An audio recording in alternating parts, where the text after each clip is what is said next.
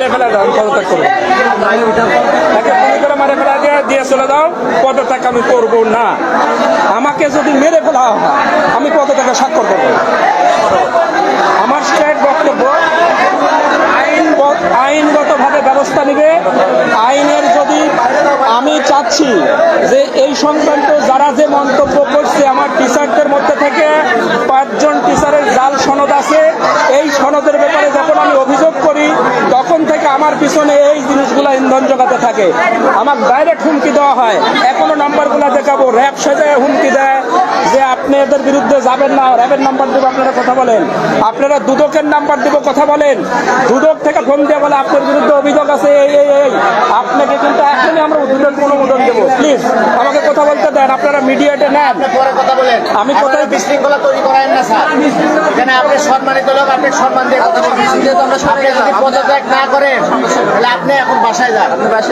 এই পেপার ভিতরে থেকে আপনি বাসায় যান।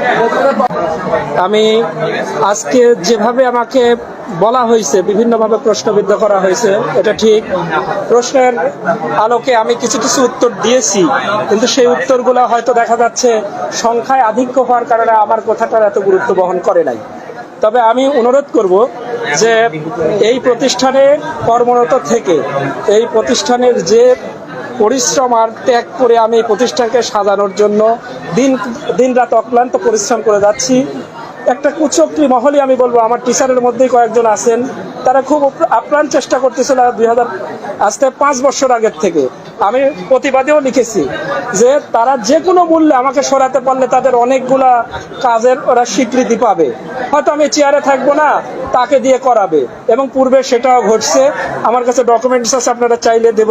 ব্যক্তিগতভাবে এত বড় একটা কাজ আমার প্রতি চাপাবেন না। আমার একটা পরিবার আছে, আমার একটা সম্মান আছে। এটা প্রমাণ হলে অটো দেখবেন যে আইনগতভাবেই আমি থাকবো।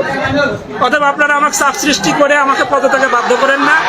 আপনারা আইনগতভাবে, যদি আমি সত্যি অপরাধী হই, আমি নিজেই চলে যাচ্ছি তো আইনগতভাবে।